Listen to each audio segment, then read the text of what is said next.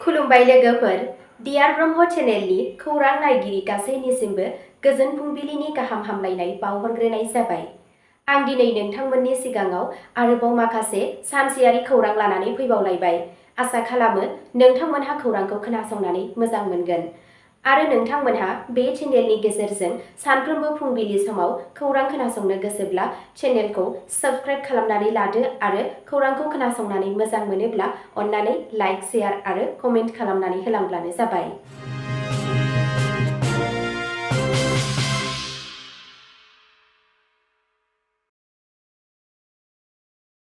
दिनैनि गाहाय रादाबफोराव दङ बिटिसि बिसायख'थिनि फिथाइ, बिटिसिआव बिपिएफआ हारसिं सोरखार दासिगोन। आसाम सिएमआ जरहाटआव जुबिन गार्गनि 13 सान फालिनायनि थाखाय थियारि जानायखौ नायफामबाय।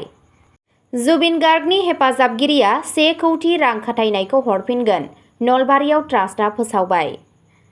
सेबाया एसएसएलसि 2026 रेजिस्ट्रेशननि जोबथा समखौ बारायना होबाय।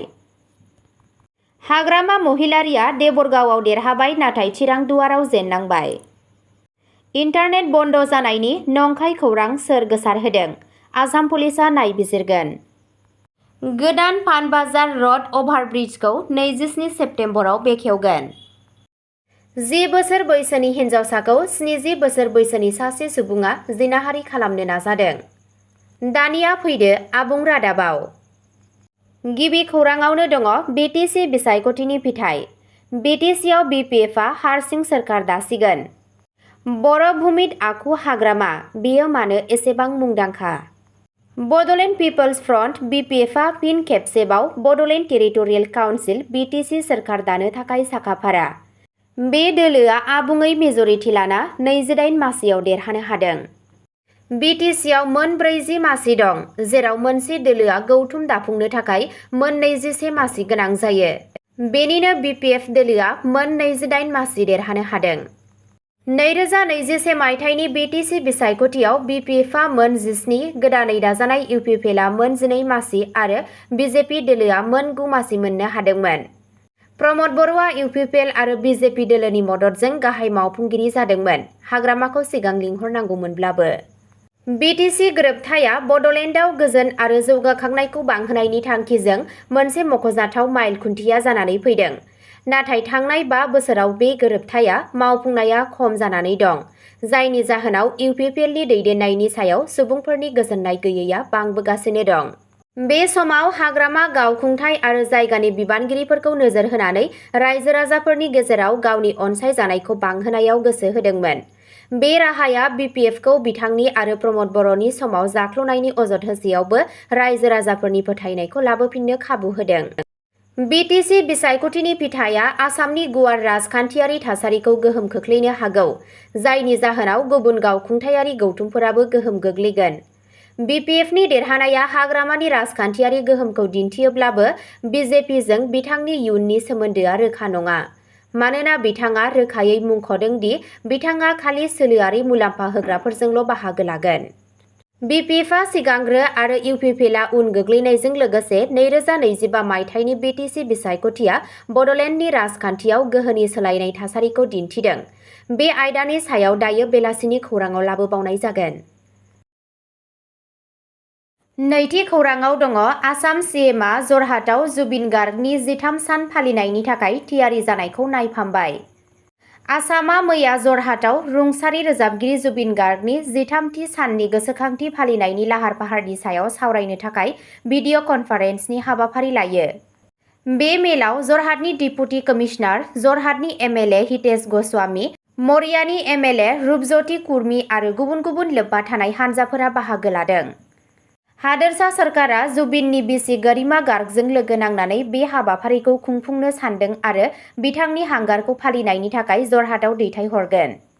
बेनि अनगायैबो बिथांनि उनमोनथाइखौ मान बावनो थाखाय जरहाटआव मोनसे अरायथा गोसोखां खाम्फा समाधि बानायनाय जागोन होनना फोरमायनायखौ मिथिनो मोननाय जादों। 13थि साननि हाबाफारिखौ जरहाटआव खुंनो आरो गोसोखांथि खाम्फा लुनो थाखाय सरकारनि सायख'नाया सुबुंफोरनि साननाय आरो नखरनि लुबैनाय मोन्नैखौबो दिन्थियो।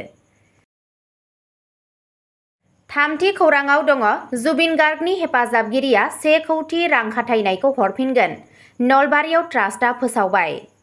रुंसारि देंखोनि गेदेमा जुबिन गार्गनि आंगो लोगो बंकिम रय मेधिया जुबिन बिथाङा गावनि प्रजेक्टफोराव रां खाथायनाय 1 कौटि रांनिबो बांसिन रांखौ हरफिननो खोथा होदों। मेधिया जुबिननि आरिमुआरि उनमोनथाइखौ मान होनो आरो संरैखा खालामनो थाखाय नलबारियाव मोनसे ट्रास्ट गायसननो बिथांखि लादों होन्नाबो फोरमायदों। खौरां बिजोंजों रायज्लायनानै मेधिया जुबिनजों गावनि गोथौ सोमोन्दोखौ फोरमायदों दि जुबिन गार्गआ सासे फालांगियारि बाहागोगिरिल' नङामोन, नाथाय सासे जोबोर आंगो लोगोबोमोन। बियो न्याय मोनथारनांगोन। आं बिथांजों प्रफेशनेल आरो गावारि महरै सोमोन्दो दंमोन। मेधिया सोंखारिदों दि सिंगापुराव जुबिननि जोबथा दावबायनायखौ माबोरै सामलायनाय जादोंमोन। गुबैयै बिथांखौ लैथोआव लांनो सायख'नाय, बेनि बिथांजों थांफानाय गासै हानजाजों खालामजानाय मोनसे गोब्राब गोरोन्थि होनना बुङो। बिथाङा बुङो दि जुबिन बिथाङा गावनि फालांगियाव 1 कौटि रांनिबो बांसिन रां बाहायदोंमोन आरो बिथाङा बे रांनि माखासे बाहागोखौ जुबिननि बिसि गरिमानो होखाबाय होनना रोखा खालामो। नलबारिनि सायाव गायसनजानाय फोथायनाया जुबिननि सोरजिलु बिहोमाफोरखौ रैखाथि होनाय आरो बांहोनायनि थांखि दं। मेधिया फोरमायो दि बे ट्रास्टआ जायगानि हारिजों सोमोन्दो लाखिगोन नाथाय जायखिजाया राजखान्थि दोलो एबा आफादखौ एरख'गोन। जुबिननि अनसायगिरिफोर आरो मददगिरिफोरा बे फोसावनायखौ बरायदों। ब्रैथि खौराङाव दङ सेबाया एसएसएलसि 2026 रेजिस्ट्रेशननि जोबथा समखौ 21 अक्ट'बरसिम बांहोदों। The board of secondary education Assam सेबाया फैबाय थानाय दुर्गा फुजानि बन्द'खौ नोजोर होनानै गोजौ फरायसालि लिभिं सार्टिफिकेट एसएसएलसि आनजाद 2026 नि रेजिस्ट्रेशननि थाखाय मुं थिसननायनि जोबथा समखौ 21 अक्ट'बर 2025 सिम बांहोदों होनना फोरमायनायखौ मिथिनो मोननाय जादों। मुं थिसननायनि थाखाय जोबथा रां होनाया 24 अक्ट'बर 2025 नि गेजेराव फोजोबनो नांगोन। फरायसाफोरा मोनसे नंगुबै बेंक एकाउन्ट थानांगोन आरो फरायसालिफोरा बेफोर फोरमायथिफोरखौ सेबानि मावख'आरि पर्टेलाव आपल'ड खालामनांगोन होनना फोरमायनायखौ मिथिनो मोननाय जादों।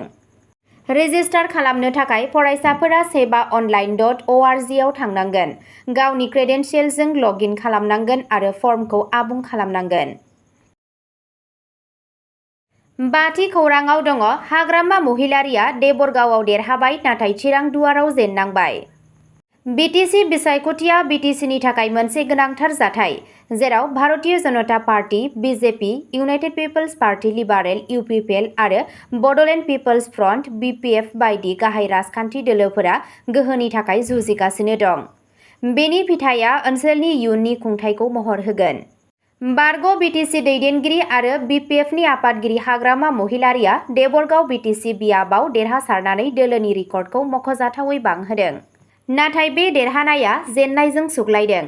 महिलारिखौ चिरांदुवार बियाबाव बिथांनि बारग' आंगो लोगो आरो बारग' BPF लेङाइ आफादगिरि खाम्फा बरगयारिया फेजेनदों, जाय UPPLनि टिकेटआव बिसायख'थि गेलेदोंमोन आरो बे बिसायख'थिनि जइन्ट किलार महरै बिथांखौ फालिगासिनो दं होनना खौरां बिजोंनिफ्राय मिथिनो मोननाय जादों। द'थि खौराङाव दङ इन्टारनेट बन्द जानायनि नंखाय खौरां सोर गोसारहोदों? आसाम पुलिसआ नायबिजिरगोन। जुबिननि थैनायनि उनाव रायजोनाङैनो सोमावसारनाया जागायदों। बृहस्पतिबारखालि जुबिननि मेनेजार सिद्धार्थ शर्मानि न'नि मोखाङाव धर्ना होनाय जाथाया दुंहाव थासारिसिम सोलायदों। पुलिस आरो सोमावसारगिरिफोरनि गेजेराव दाङाबाजिनि जाहोनाव जखम जादोंमोन, जायनि जाहोनाव उननि समाव दुंहाव थासारिया आरोबाव गोख्रों जादों। फारसेथिं हादोरसानि गुबुन गुबुन बाहागोआवबो हेंथा सोमावसारनाय जागायदों। पुलिस, खुंथाय आरो सोरखारनि हेंथायै रागा जोंनाया बांबोगासिनो दं। बेबादि थासारियाव हादोरसायाव इन्टारनेट बन्द खालामनायनि नंखाय खौरां गोसारदों। बे बाथ्राखौ लानानै अफिसियेल फेसबुक पेजआव लिरदों, मोनसे गाज्रि ग्रुपआ नंखाय खौरां गोसारहोदों दि आसामाव इन्टारनेट सिबिथायखौ बन्द खालामनाय जागोन। अन्नानै बेफोरबायदि बानसावनायखौ फोथायनो एबा शेयार दाखालाम। नंखाय खौरां फोसावग्राफोरनि हेंथायै राहा लानाय जागोन। बानसावनायफोरनिफ्राय सांग्रां जा होनना फोरमायनायखौ मिथिनो मोननाय जादों। स्निथि खौराङाव दङ गोदान पानबाजार रड अभारब्रिजखौ 27 सेप्तेम्बराव बेखेवगोन। दिनै 27 सेप्तेम्बर, गुवाहाटीआव गोदान पानबाजार रड अभारब्रिज ROB बेखेवनाय जागोन। बे बेखेवनाय हाबाफारियाव सा-सानजा सिमायारि रेलवे NFR आरो हादोरसा सोरखारनि मावख'गिरिफोरजों लोगोसे आसाम चिफ मिनिस्टार हिमन्त बिश्व शर्माया नुजाथिगोन।